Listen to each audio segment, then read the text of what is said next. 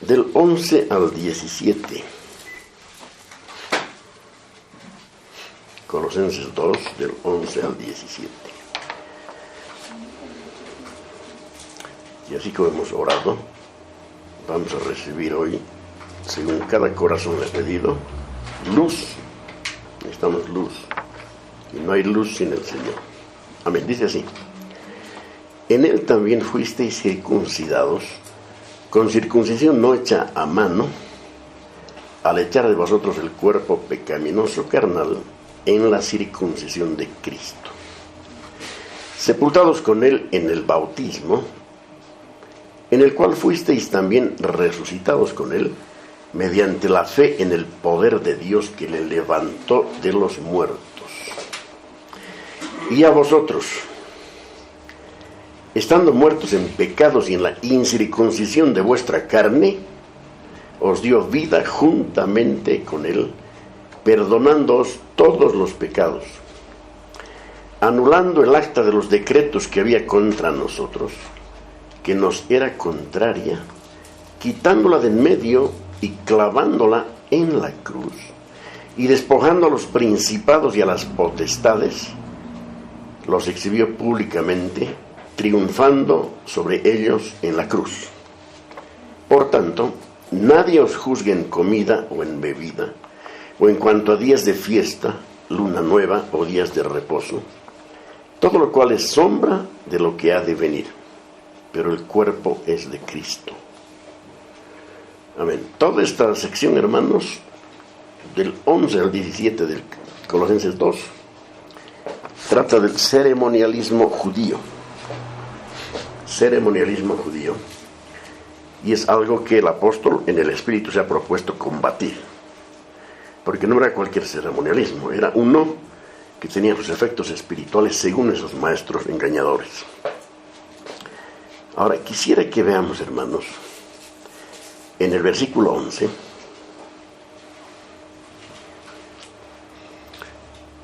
vamos a ir una de toda esta porción, una parte de la más hoy día, pero muy importante como todas. Y dice así, lo que hemos leído ahorita: en él también fuisteis circuncidados, con circuncisión no hecha a mano, al echar de vosotros el cuerpo pecaminoso carnal en la circuncisión de Cristo. Les digo, se presta la Reina Valera 60 a una pequeña confusión en la lectura. Entonces busqué en la Reina Valera 95 y miren si no está más claro esto. Comparando con esto, por favor. En él también fuisteis circuncidados, con circuncisión no hecha por mano del hombre, sino por la circuncisión de Cristo, en la cual sois despojados de vuestra naturaleza pecaminosa. Una bendición, hermanos. Como es español antiguo, entonces aquí ha sido muy bueno encontrar esta versión. ¿Ya? Una vez más, por favor. En él, en Cristo, también fuisteis circuncidados, con circuncisión no hecha por mano de hombre, práctica judía, ¿no?, sino por la circuncisión de Cristo, en la cual sois despojados de vuestra naturaleza pecaminosa. Ese despojamiento no es de la presencia de la naturaleza, sino de su dominio. Esa es la idea. O sea, cuando todos nosotros hemos sido circuncidados por Cristo, hermanos, hemos sido capacitados de tener un deseo de odiar el pecado, no practicarlo más, luchar contra él, odiarlo como Dios lo odia. Esa es la idea de la circuncisión espiritual. Muy bien, vamos a ver advertencias contra el ceremonialismo judío. Ahora, en los versículos 1 y 10 que ya hemos estudiado, la herejía de Colosas fue expresada en términos generales, ¿ya?, del 1 al 10. Del 11 al 17 y más para allá, ahora, ceremonialismo, tenemos algo más específico.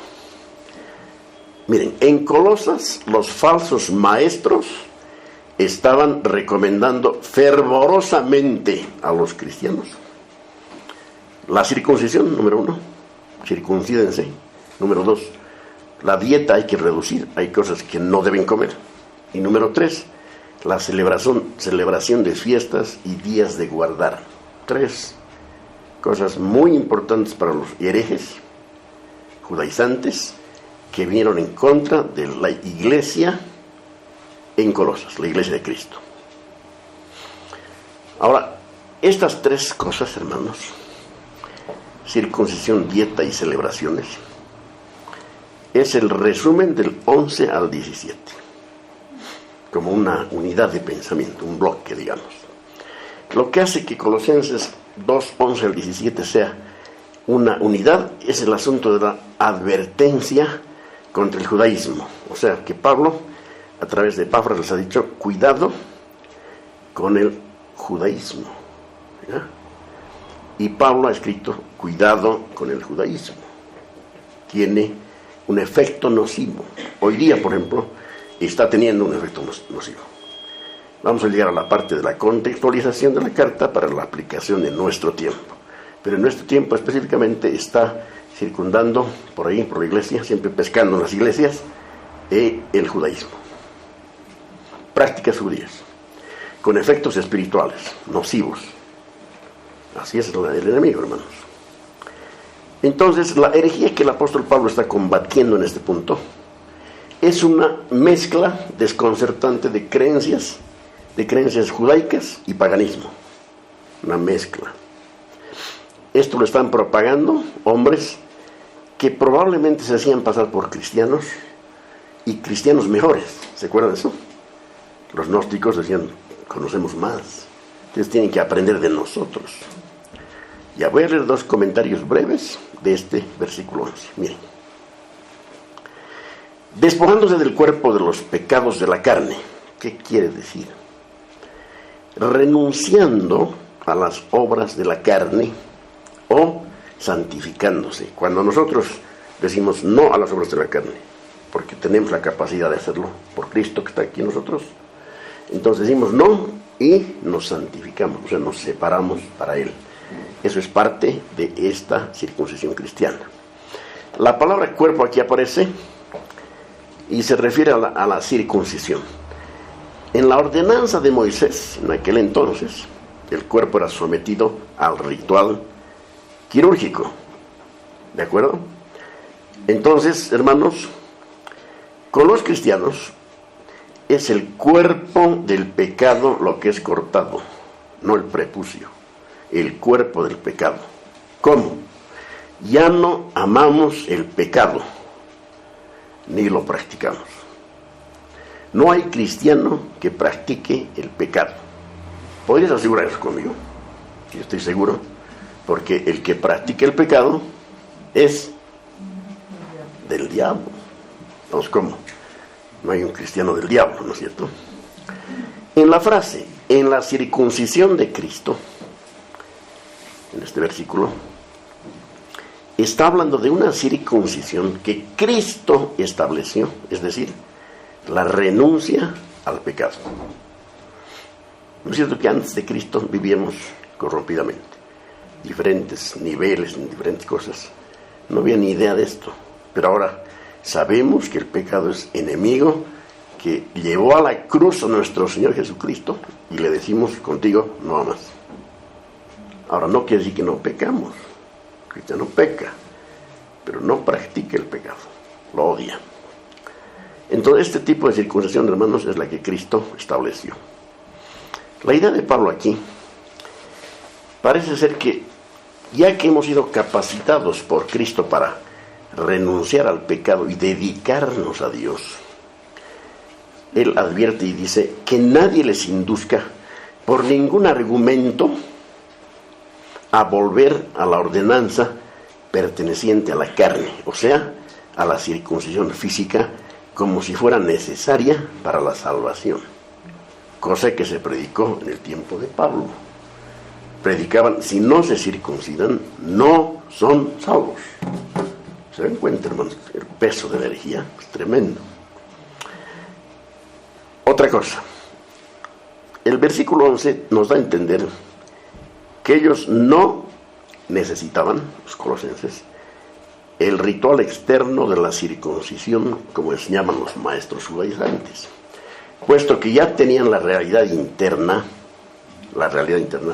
de aquella sombra, de aquel ritual. Aquel ritual estaba apuntando a algo sustancial, ya lo tenemos. Todo cristiano está circuncidado. Amén. Entonces Pablo les dice, sois circuncidados. Ya, en el griego había sido, fuisteis de una vez y para siempre circuncidados, espiritualmente, en vuestra conversión, dando testimonio de eso en el bautismo. Es la idea entonces. La circuncisión, hermanos, era un enemigo muy tremendo en los días de Pablo. Romanos 2, 28 al 29. Romanos 2, 28 y 29.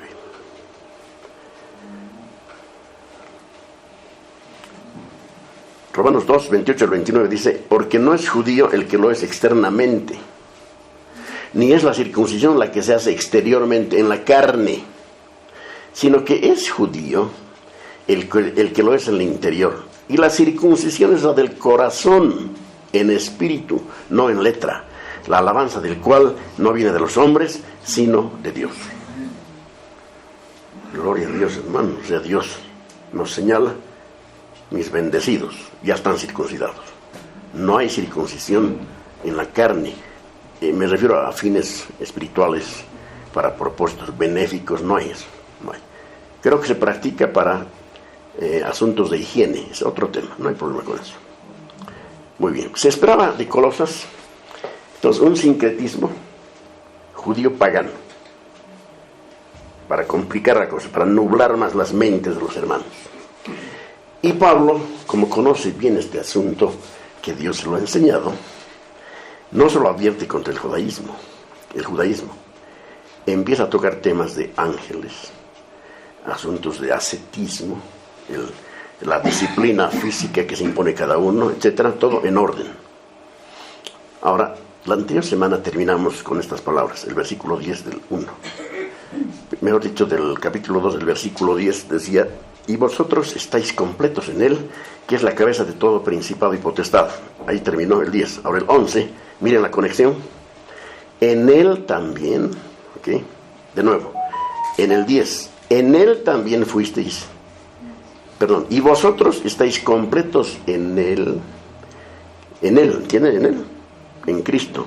Hermanos, eso hay una palabra que es completitud, ¿ya? Que así, completamente completo, esa es la idea. En la redención somos completos en él. Cualquier cosa que trate de aumentarle algo para nuestra completitud, estamos en problemas. Y esto hay que beber, esta verdad hay que beber. Beberé la copa de la... Recién hemos visto eso. Beberé la copa de la salvación. Hay que beber la copa y aceptarla gratuita y completa en Cristo. Muy bien. Entonces dice, en él también fuisteis circuncidados, otra vez con circuncisión, ya no hecho por mano de hombre, sino por la circuncisión de Cristo, en la cual fuisteis, ¿qué? Despojados de vuestra naturaleza pecaminosa, en quien también vosotros fuisteis circuncidados. La idea de Pablo aquí es, parafraseando, Colosenses, hermanos, no permitan que estos falsos maestros les engañen como si ustedes necesitaran ser circuncidados literalmente para vencer a la carne. No se hagan convencer con eso. Porque el mensaje judaico era, si se circuncidan, van a estar perfectos, salvos, sin problemas de la carne. Mentira. No necesitaban circuncidarse, y ahora tampoco. Aunque ahora esa no es el ataque del judaísmo. Hechos 15:1. Hechos 15:1. Por aquel tiempo, algunos que habían ido de Judea a Antioquía, comenzaron a enseñar a los hermanos que no podían ser salvos si no se sometían al rito de la circuncisión conforme a la práctica establecida por Moisés. Imagínense tocando el tema de salvación. Salvación no puedes tocar, hermano. El creyente sabe que es salvo, está seguro eternamente. Esa es la obra de Dios. Todo cristiano está asegurado. Querer aumentarle a la salvación algo es una herejía. Entonces, cuidado con el engaño. Gálatas 5, versículos 2 y 3. Escuchadme, yo, Pablo, os digo que si os sometéis al rito de la circuncisión, Cristo no os servirá de nada. Quiero, pues, repetir que todo aquel que se circuncida está obligado a cumplir cuanto manda la ley de Moisés, o sea, toda la ley. Porque, ¿se acuerdan? Jesús le dijo, guarda los mandamientos. Si guardas los mandamientos, vivirás. Pero sabemos que eso ningún ser humano puede hacerlo. Miren la insidia de los enemigos de la cruz de Cristo. Si te circuncidas en aras de tu salvación, tienes que guardar toda la ley. Y eso es imposible. Imposible. Amén. Por favor, búscame Colosenses un ratito, 2:23.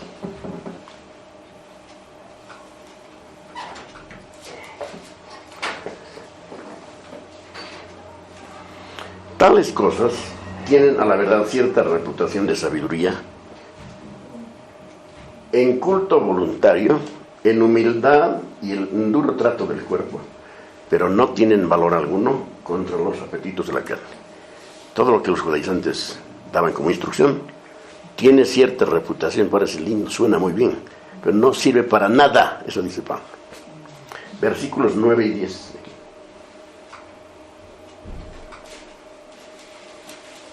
Porque en él habita corporalmente toda la plenitud de la deidad. Ahora escuchen esto, escuchen por favor, escuchen. Y vosotros estáis, ¿qué? Completos en él, que es la cabeza de todo principado y potestad. ¿Por qué usa esa expresión? Él es la cabeza, quiere decir el que gobierna a los ángeles de él y a sus enemigos. Y nosotros estamos completos en él. O sea, ni ángeles del Señor pueden ayudarnos en nada. No, aunque nos sirven, no ayudan en nada a nuestra salvación. Hermanos, ese es el punto que tenemos que tener claro. Si viene un evangélico y nos dice, tu salvación está en juego algo, hay que responderle con la Escritura. Yo estoy completo en Cristo. Ninguna sugerencia que haya que tienes que aumentar esto a tu salvación es del Señor. Es imposible. Una comparación breve. Las diferencias que prueban la gran superioridad de la circuncisión que los colosenses recibieron. La circuncisión nuestra, de los cristianos, es efectuada por el Espíritu Santo sin manos, sin cirugía. No hay cirujano ahí. La de Moisés fue una operación menor, una cirugía menor.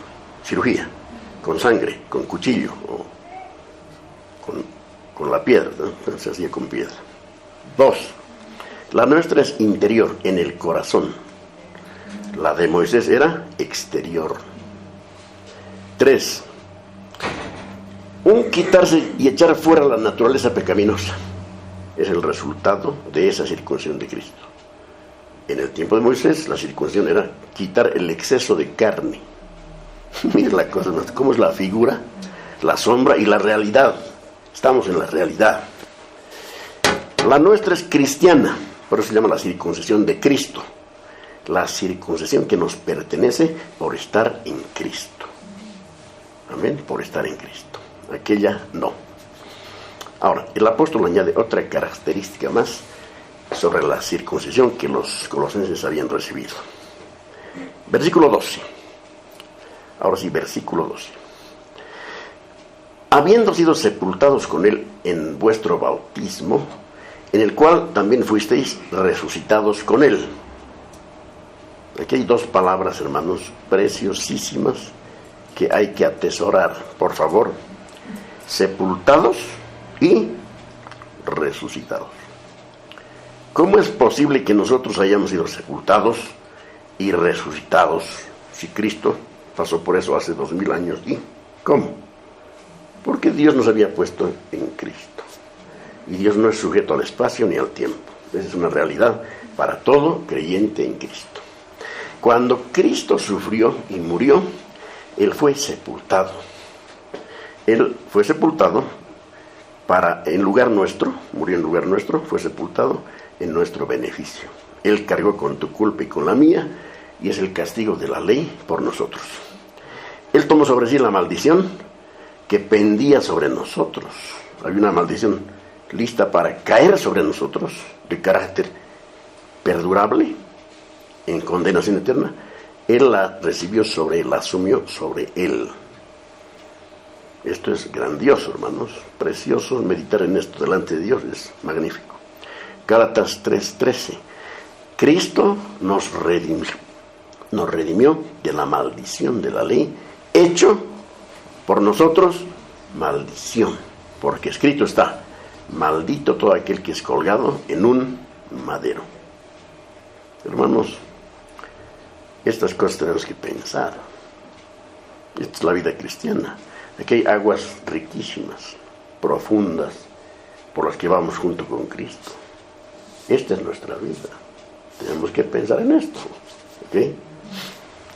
Cuando, por la gracia soberana de Dios, recibieron ustedes, colosenses, a Cristo como Salvador y Señor, recibieron también la seguridad de que su detestable ser anterior, detestable, ¿no?, el viejo hombre, fue sepultado con Cristo. Y pasamos de condenación a justificación. Condenación, ¿estábamos en condenación, sí o no? ¿Nos dirigíamos a condenación? ¿Merecíamos? ¿Era justo? Sí. Cristo nos libró de esto, nos sustituyó en la cruz y pasamos a ser justificados en Él. Justificados. Por eso no hay condenación para el que está en Cristo. ¿Quién acusará? Cuando Pablo dice ¿quién acusará a los hijos de Dios? No se está pensando o no en Satanás, porque él es el acusador, pero la idea es ¿quién acusará eficazmente? Nadie. Si entendemos esto, no hay acusación, hermanos, que valga. Puede venir con un sermón el propio Satanás, no nos hace nada si estamos parados en esto. Hay que estar mirando esto. Romanos 8, 1-4. Es un gran resumen de este tema. Romanos 8, 1-4. Ahora, pues, ninguna condenación hay para los que están en Cristo Jesús. Los que no andan conforme a la carne, sino conforme al Espíritu.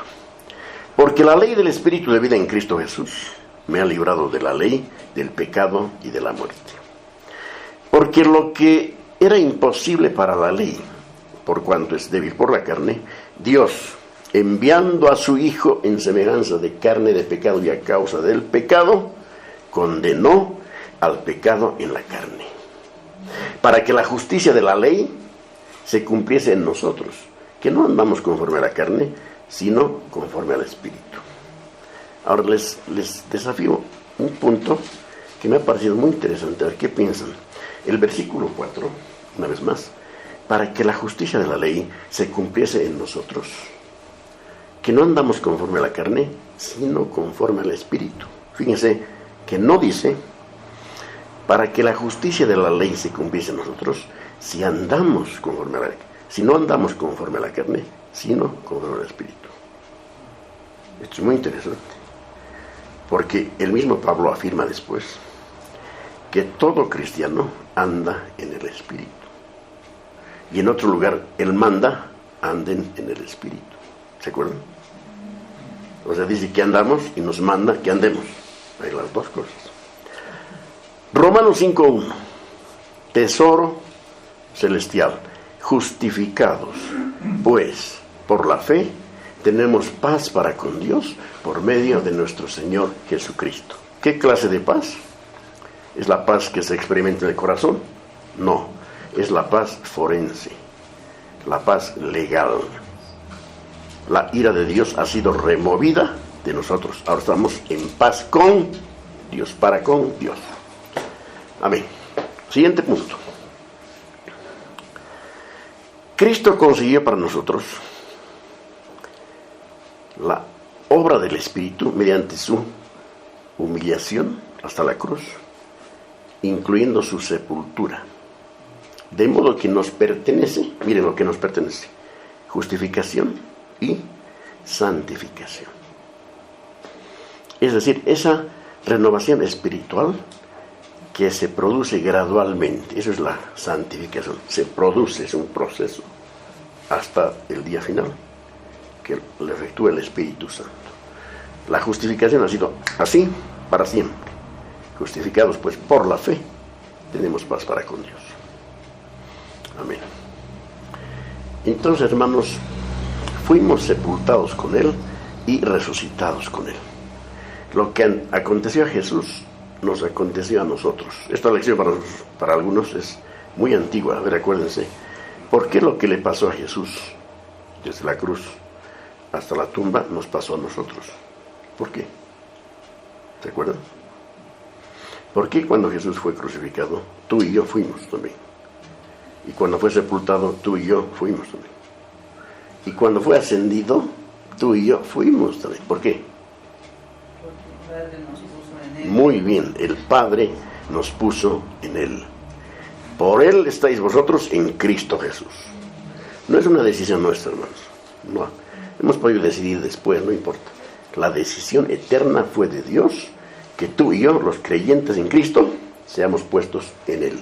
Y el Padre nos puso en Él, y estamos en Él. Y Él ha venido a ser nuestra sabiduría, justificación, santificación y redención, para que, como está escrito, el que se gloría, gloríese en el Señor. Yo no he hecho nada, Él lo hizo todo. Amén.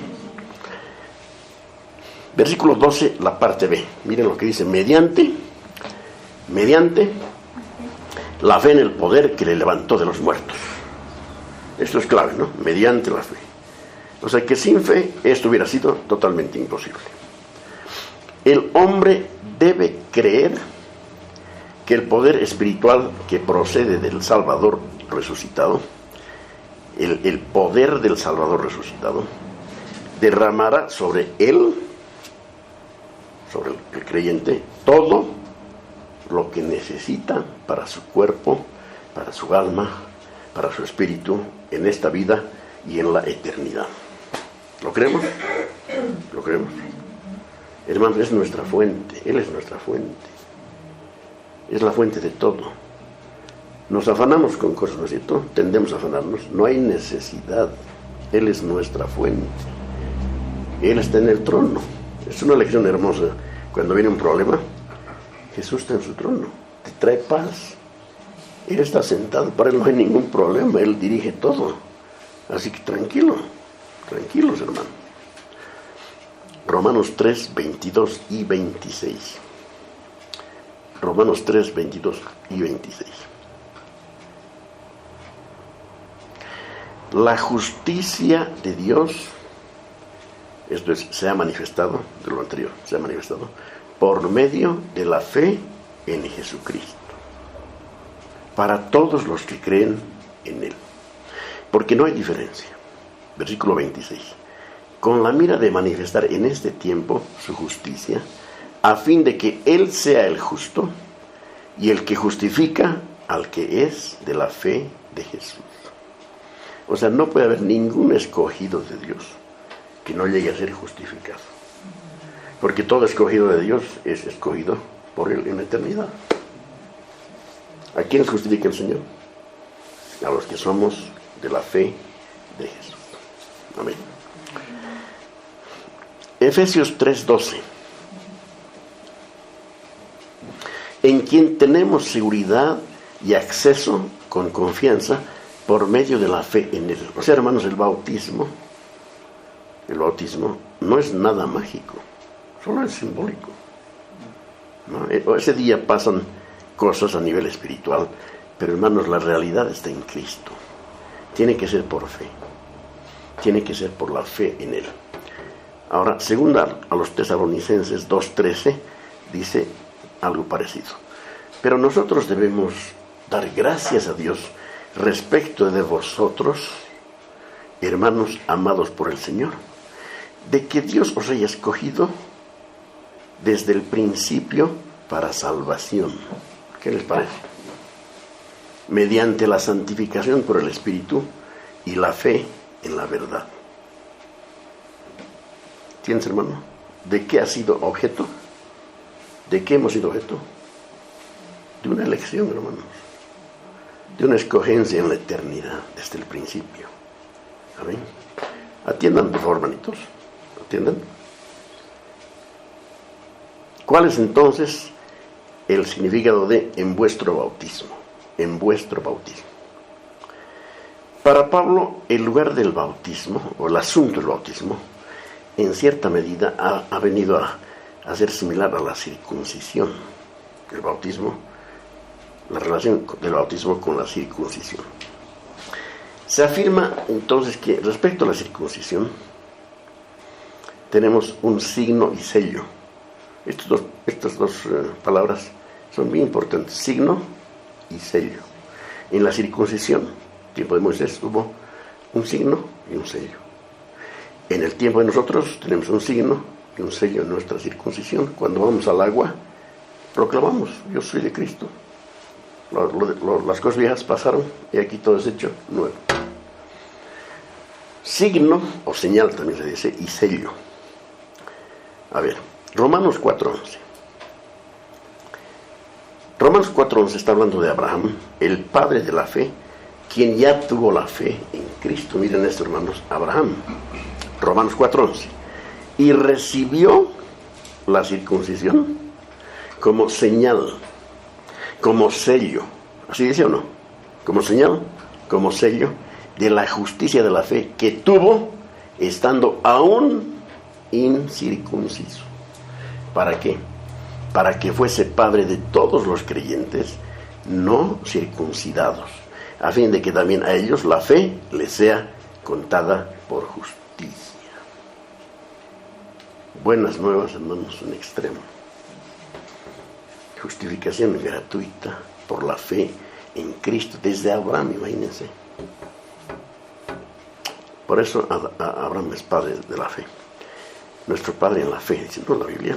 Ahora, en el contexto de esta epístola, el bautismo es señal y sello.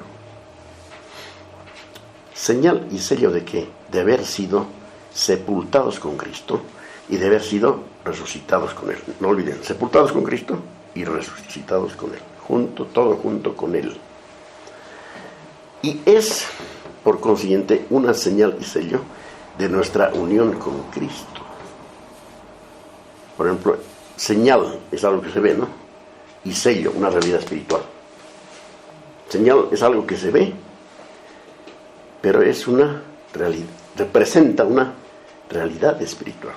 Por favor, separemos señal y sello. La señal no es el sello. La señal es algo visible, por eso señal representa algo espiritualmente muy grande. Veremos. 1 Corintios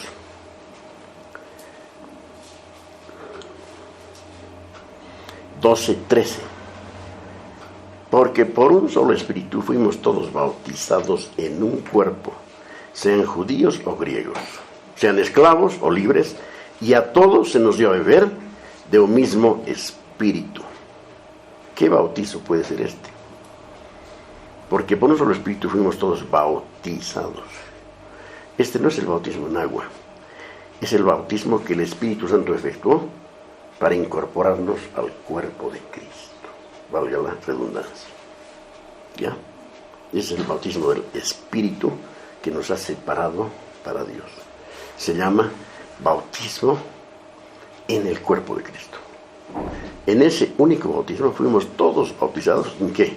En un cuerpo. Bautizados en la regeneración y la santificación, no en agua. Bautizados en el cuerpo espiritual de Cristo, en todo el cuerpo de Cristo, hablando de todos los creyentes. Entonces, el bautismo ilustra, es una ilustración del poder que la sangre y el espíritu tienen para limpiarnos. Porque no es cierto que se sepulta un hombre viejo y resucita un hombre nuevo. Es una señal. Pero la realidad de esa señal, hermanos, es que nosotros hemos sido sepultados con Cristo, muerto el hombre viejo, y hemos sido levantados. Y en esa realidad se nos ha perdonado todos nuestros pecados. Todos los pecados. Eso tiene que quedar bien claro, porque todos nuestros pecados han sido perdonados. Jamás Dios va a usar un pecado contra nosotros, no lo va a hacer. Ok. Veamos la actitud de Dios con una señal específica. Génesis 9, 12 al 17. Veamos qué actitud tiene Jehová con una señal. Dice así, Génesis 9, 12 al 17. Y dijo Dios: esta es la señal del pacto que yo establezco entre mí y vosotros y todo ser viviente que está con nosotros por siglos perpetuos. Noten esto, hermanos. Esta es la señal del pacto. No el pacto. Señal del pacto. Sigamos. 13. Mi arco, ahí está la señal, he puesto en las nubes, el cual será por señal del pacto entre mí y la tierra.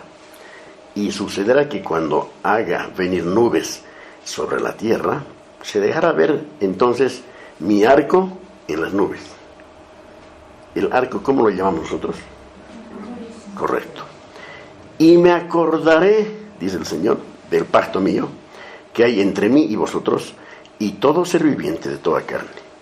Y no habrá más diluvio de aguas para destruir toda carne. No habrá más diluvio. No más diluvio. Gloria a Dios. Estará el arco en las nubes y lo veré, dice el Señor, y me acordaré del pacto perpetuo entre Dios y todo ser viviente con toda carne que hay sobre la tierra. Dijo pues Dios a Noé: esta es la señal del pacto que he establecido entre mí y toda carne que está sobre la tierra. Hermanos, la señal del pacto es importante, ¿no? Es para acordarnos de algo. Por ejemplo, quienes están felizmente casados no menosprecian sus anillos de novios, ¿o sí? ¿Ven su anillo de novios, de compromiso? No sé si es el mismo que después se pone, creo que es el mismo, ¿no? Y dicen: esto me recuerda algo. Yo soy de alguien, ¿no? A quien amo. Qué lindo. Señal del pacto.